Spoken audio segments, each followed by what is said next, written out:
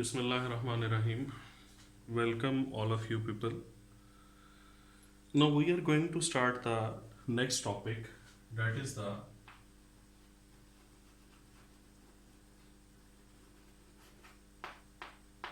solubility product, KSP. What is solubility product? It is actually it shows the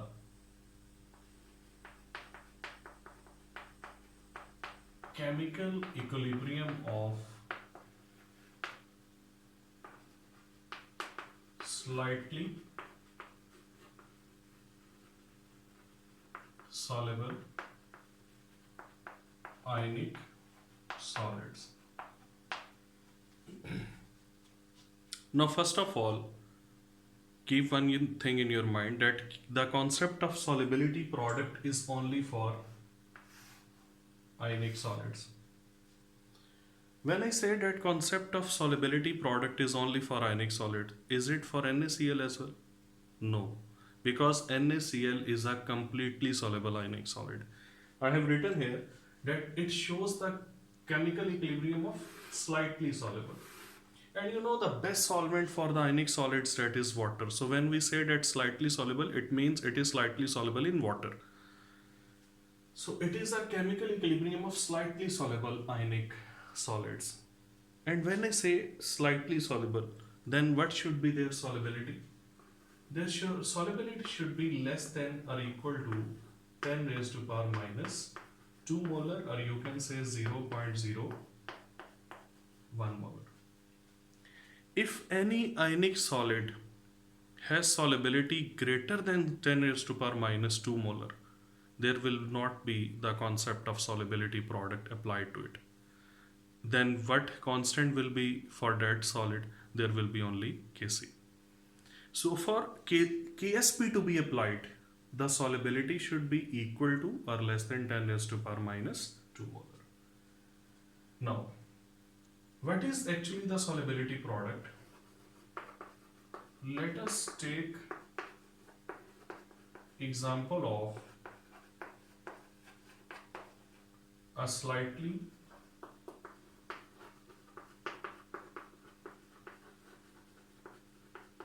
soluble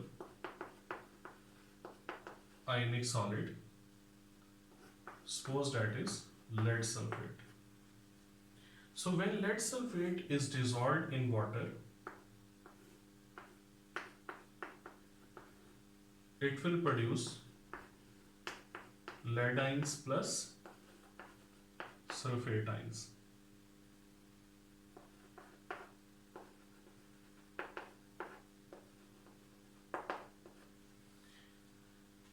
When lead sulfate is dissolved in water, lead ions and sulfate ions are produced.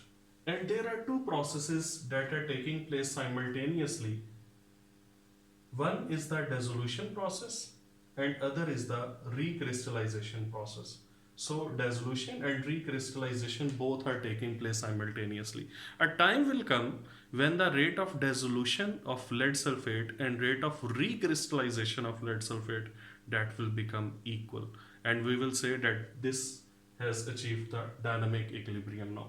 Now at the state of dynamic equilibrium, we will determine the concentration of lead ion and sulfate ion using different chemical techniques. So after determining their concentration, now we will apply the KSP.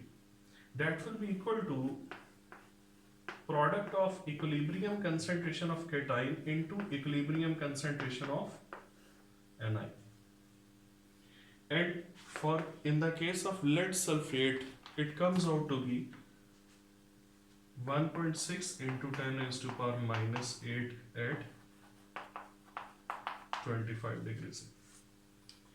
So what is the solubility product? Now how can you define the solubility product? The solubility product is the product of equilibrium concentration of cation and equilibrium concentration of anion of a slightly soluble ionic solid.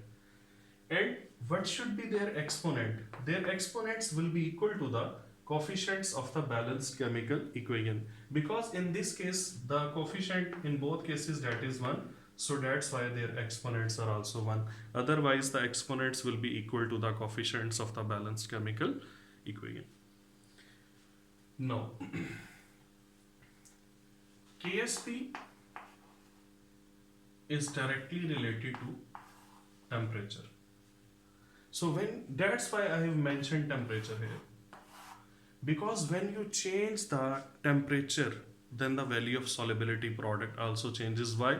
Because at high temperature, the degree of ionization of the weak electrolytes increases. Mean at low temperature, the slightly soluble ionic solids are not much ionized. But when you will increase the temperature, their ionization will increase. And because of this increase in ionization, greater concentration of cation and anion is produced, which results in the higher value of the KSP. So KSP is directly proportional to temperature. And secondly, KSP is also directly proportional to solubility. So KSP will be directly proportional to solubility. This is very important point. It means that if solubility of any 4 salts is given, just like let us take an example.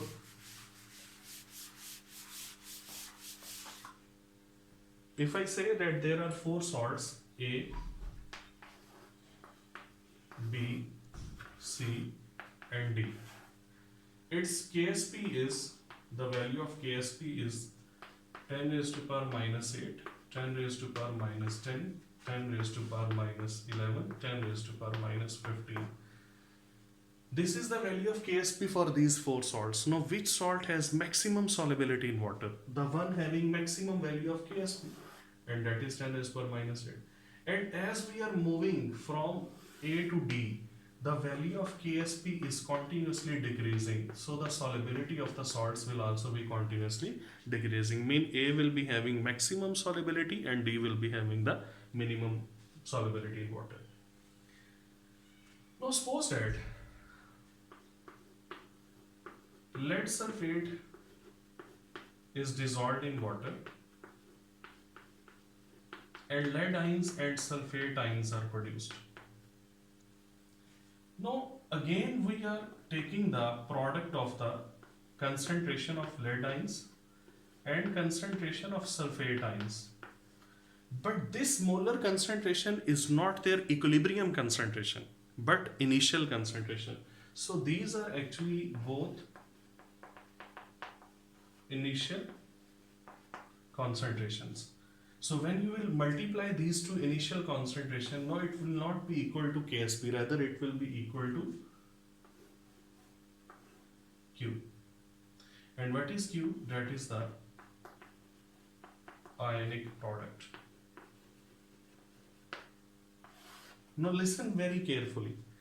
If you will take the product of the initial concentration of the ions, that will be called as ionic product. But if you will be taking the product of equilibrium concentration of the cation and anion, then that will be called as the solubility product. So there may be 3 cases at a particular temperature. At a particular temperature, either Q is greater than KSP, or the value of Q will be less than KSP, or the value of Q will be equal to KSP. Ionic product may be greater than solubility product, lesser or equal to the solubility product. When ionic product is greater than KSP, this solution is actually super saturated. When it is less than KSP, this solution is unsaturated. And when it is equal to KSP, this solution is saturated. Now, what is the condition for precipitation reaction? Precipitation reaction takes place only at this condition, when Q is greater than KSP. So when the ionic product will be greater than solubility product, in that particular case, precipitation reaction will be taking place in the mixer or in the solution. But in these 2 cases, there is no precipitation. You will have to increase the quantity of solute in order to have precipitation reaction. In case of unsaturated, you will have to add large quantity of the solute for precipitation, and in case of saturated, you will add small quantity of the solute to the solution and the precipitation will start. So this one is about the solubility product. Now let us talk about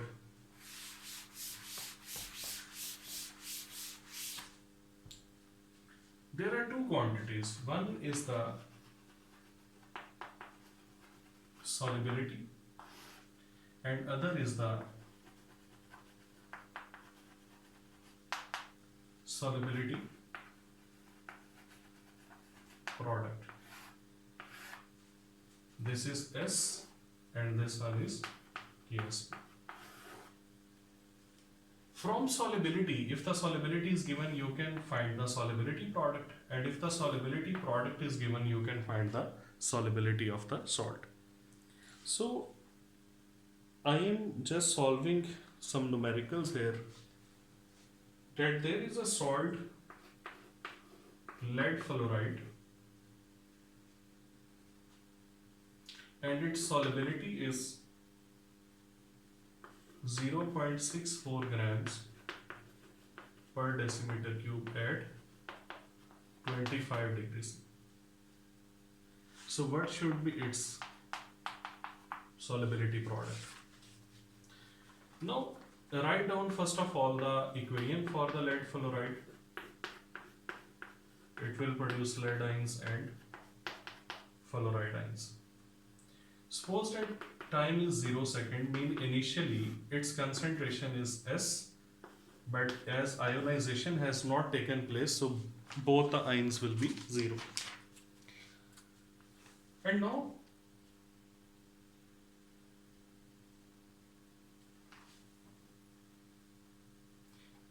time reaches to equilibrium. So what will be the maximum extreme case? It will be 0 and these two are S and S. I know that during the reversible reaction it cannot be 0, but I am saying what can be the maximum concentration of the ions. The maximum concentration of ion will be produced when the complete ionization takes place, because we are trying to find the maximum solubility at that particular temperature. But in order to find the solubility, first of all, this is the gram per decimeter cube concentration. And you know, whenever we write down the formula of KSP, we write down these square brackets around the ions, which means that we are required to take their molar concentration. So first of all, change it to the molar concentration. What should be the molar concentration? 0.64 gram per decimeter cube divided by, when you want to change mass to moles, then the molar mass is used. We divide the given mass with the molar mass, and the molar mass of lead fluoride is 245.2 moles, grams per mole. So gram will be cancelled with the gram and mole will move towards the numerator side. The molar concentration comes out to be 2.6 into 10 raised to power minus 3. Now, let us write down the KSP. At equilibrium, its concentration as that is given, so it will be 2.6 into 10 raised to power minus 3.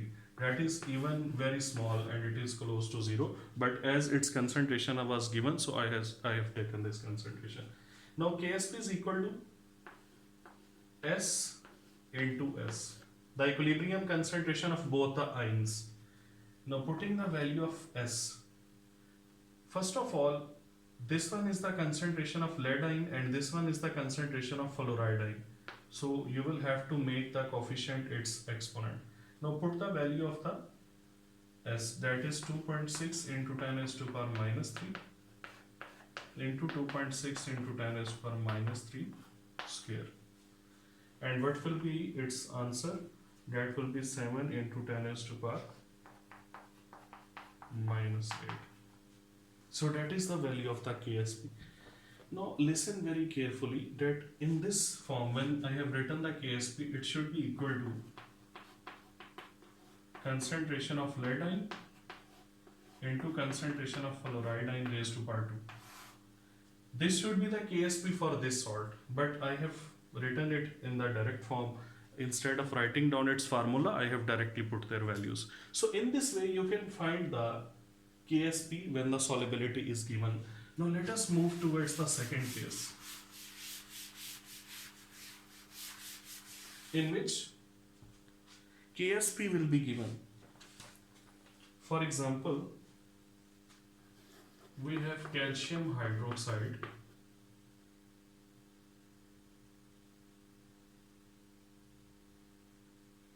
its KSP is 6.5 into 10 raised to power minus 6 at 25 degrees.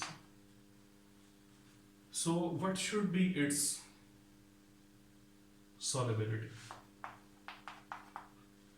Again, first of all, write down its balanced chemical equilibrium for its ionization. Calcium ions and hydroxide ions are produced. Now, if the time is 0 second, the reaction has not started yet. Its concentrations, post concentration is S, and both these are 0. When time reaches equilibrium, what can be their maximum concentration? Their maximum concentration can be S plus 2S, and that will be 0. Now, write down the formula of KSP. That should be equal to concentration of calcium ions and concentration of hydroxide ions square. Put their values S and 2S square. That will be equal to 4S cube KSP. And what should be the solubility then? From this formula, solubility should be KSP divided by 4 whole cube root. Just put the value now. What is the value of KSP? That is 6.5 into 10 raised to power minus 6 divided by 4 whole cube root. And its solubility comes out to be the 1.175 into 10 raised to power minus 2. So that is the solubility of the calcium hydroxide.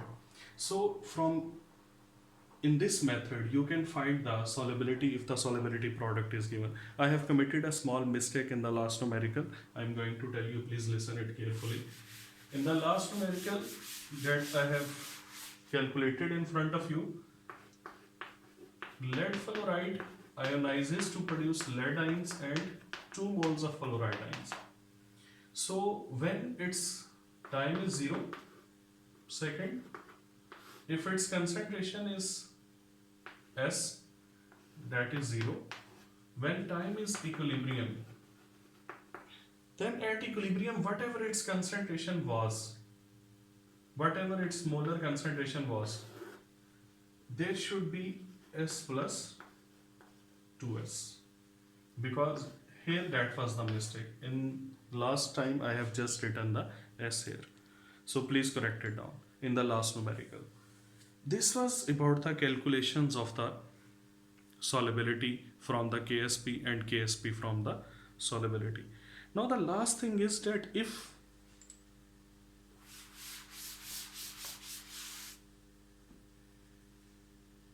KSP is given,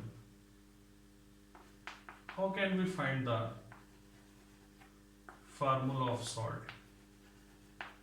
KSP is provided and you are required to find the formula of the salt. For example, I say that KSP is equal to A raised to power X, B raised to power Y,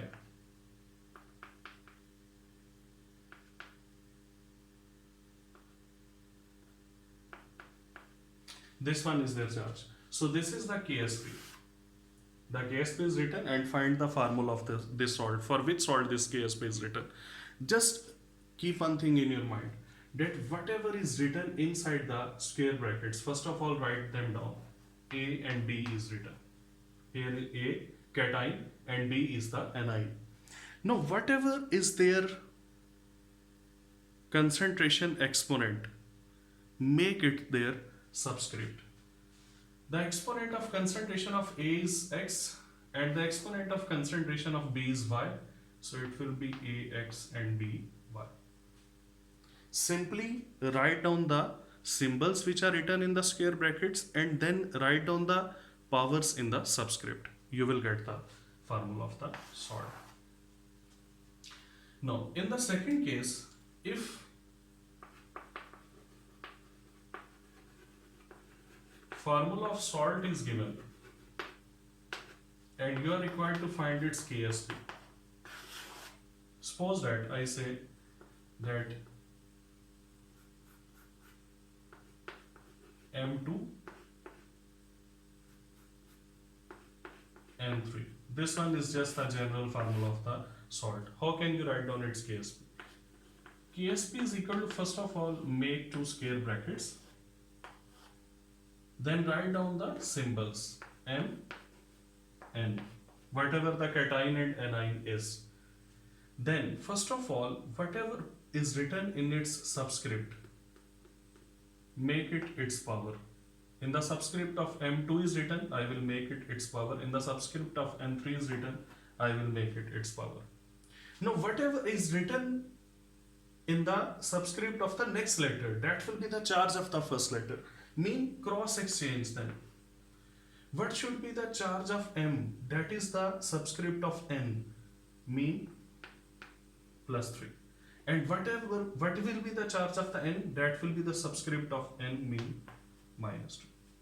So just make the subscripts their powers and make the subscript of the cation the charge of the anion and make the subscript of the anion the charge of the cation. So in this way you can write down the formula if the KSP is given. So this was all about the solubility product.